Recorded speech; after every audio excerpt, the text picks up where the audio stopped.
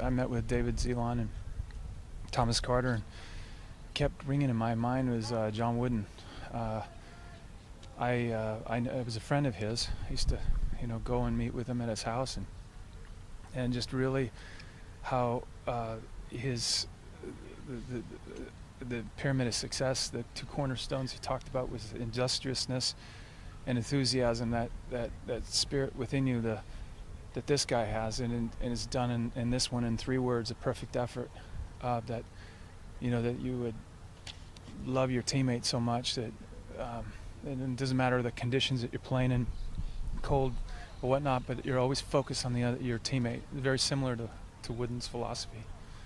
There's a lot of similarities between the way he approached the game and the way Coach did. Yeah, and the parallel between them is so close.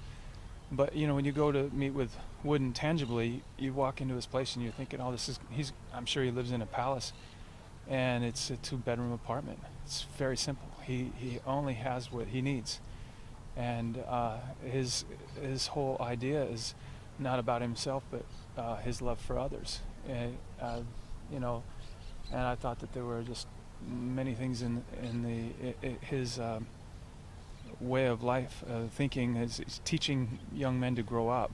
What's growing up? It's like marriage. He's teaching these guys to be people that can be relied upon in society, or being great husbands, great fathers, and in like marriage, there's always a compromise.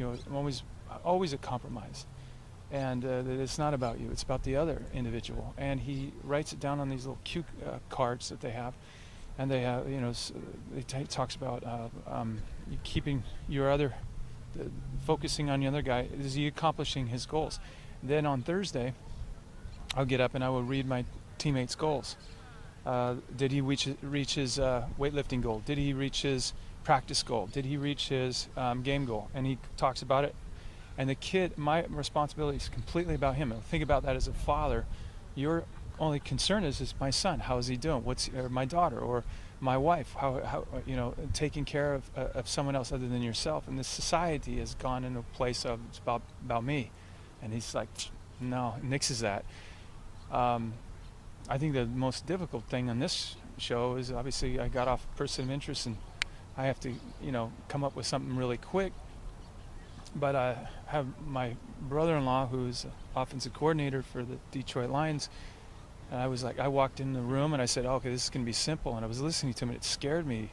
It was a whole nother language. I didn't even understand a word he was saying. I said, he's with the Lions, so I was like, hey, I came here to spy on you from the Green Bay Packers. I don't know a word of what you said. It'd be easier to understand Chinese than the language of football has its own language.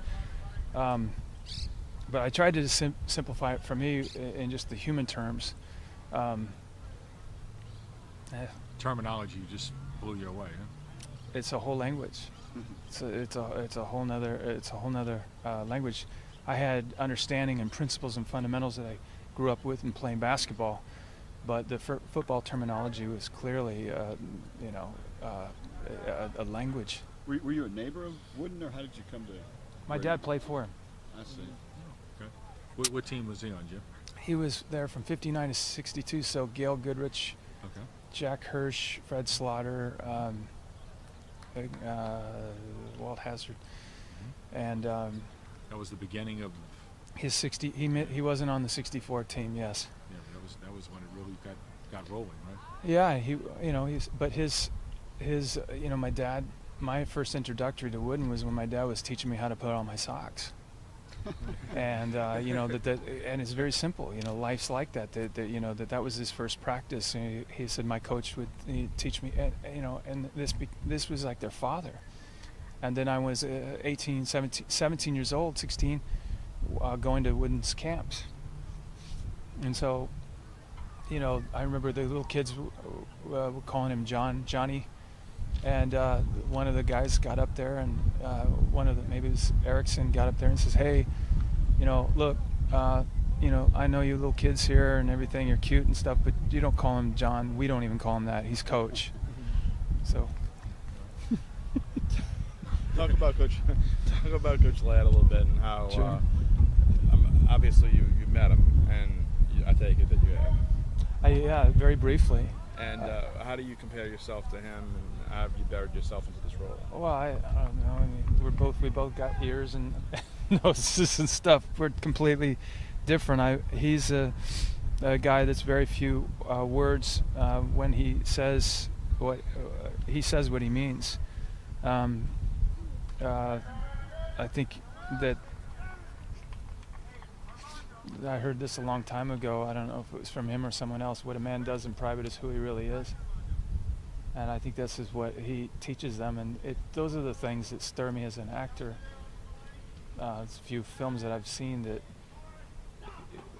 you know, the philosophy that from Wooden, through my father, and through I think this guy is like there are guys out there that are going to, you know, a good doctor is one who, there's the guys that do it for money, and those are the guys that do it for their patients. And then I think that's still applicable to actors. And I always looked, you know, for films that had a redeemable quality to them, that would aspire you to greatness. I'll go back to watching when I was in high school. We were why I was drawn to this and why I was drawn to him was that my connection through my senior year in high school. We were playing the #1 team in the state of Washington, and we had no chance to beat them, Mercer Island. I went to Kennedy High School, and we had to beat this team in order to get to the state tournament. And for whatever reason, I was going through the newspaper, and I saw this thing called Hoosiers. So we called each other, and we went to watch Hoosiers, and the power of film and what it could do. We believed after watching that movie that we could beat them, and we did. We beat them that night. It would take nothing short of a miracle, and one happened. I think another thing was that drew me to it was a HBO documentary I saw on the Miracle on Ice, and Do You Believe in Miracles? And I think that when there's the thing that happens to each other when you're in a cold condition, and when you're about your teammate, it doesn't matter the conditions. There's a cold, sleet, rain, ice. When you're about your teammate, and when you have that bond, you're not concerned about how much time's left or anything. You're in the moment. You're in that zone. And when you feel that love that comes in your heart, and it's not just you, it's your entire team, that it creates this synergy that you can do something that as one that is literally impossible as individuals, and he removes that individuality. And I think that's why a lot of these young men that are focused. I will drive an hour into your school every day and an hour back, or 2 hours in, 2 hours back, like a lot of these parents. So they're boys that a lot of them don't have fathers, they don't have a family, start learning what it is to become not guys but men. Men that are about other people that have great integrity, conviction, character. Comes down to 3 words he keeps bringing up: a perfect effort. I'm not asking you to play a perfect game. That's impossible. What I'm asking you to do, and what you should be asking of each other, is to give a perfect effort.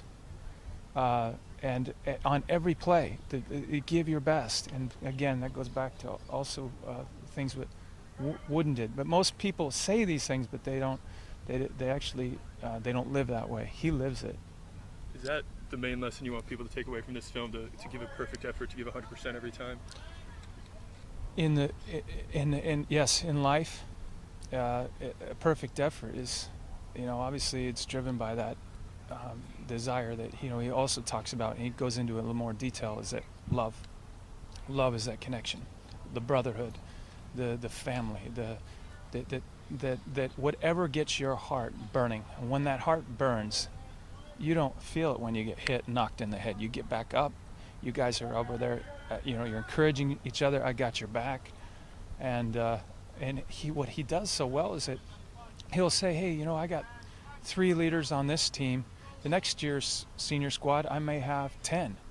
But whatever, he says at one point, he says, every team needs leaders to cut the path and followers to make it wider. Every great team has to have followers, Guys who will go, I believe in this guy. I'm going to follow his lead. I'm going to be right beside him, whatever he wants.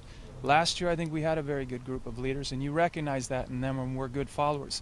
Those guys that left took every challenge head on, welcomed it, wanted it, couldn't wait for it, and they played like it too. They kicked the crap out of you in practice every week to get themselves ready for the game, and when the game came, they were fearless, and they played like it too. But it looks like you guys are looking around going, where are those leaders? The effort you put in during the offseason was commendable, but it has not translated onto the field, to be honest with you. I think a lot of you are afraid of contact and mixing it up. I'm sorry, but this game requires that of its leaders. I can talk a big game, lift a corner of the weight room, run through all of the agility stations, but if I don't hit and I'm not physical on this field, my leadership qualifications drop dramatically. If I'm not a tough SOB on this field, my leadership credibility is diminished. Bam! I mean, it lit me up when I heard that. Who talks this way? Very rare. And he lives that way. Because he lives that way, these boys, they sift that out. Kids especially sift it out so quickly, and they know it's legitimate. And I was watching A Perfect Effort, the documentary, and I looked at his eyes, and I looked at their eyes, and I could see them well up and cry. And he says, look, I'm not going to get you motivated before this game. I'm not going to do it. I don't want your teammates. I don't want you to look into your teammates to do this. You look to yourself. It all comes from within your own heart. It's like, boom. He makes each, it's like the old saying, teach a guy how to fish, or give a guy a fish. That idea that he'll live for a lifetime if you teach him how to do it. And that's what he does, and he does it in droves. But he's not asking every guy that every guy's going to be a leader. He's saying it's a responsibility also for people that watch a great leader and say, hey, I can't do what he can do, but I can go to all these other guys and say, that's our leader. Let's get behind this guy. This is a great guy. This guy really gets it. And those people are as more important as that individual that is out there that we have to continue to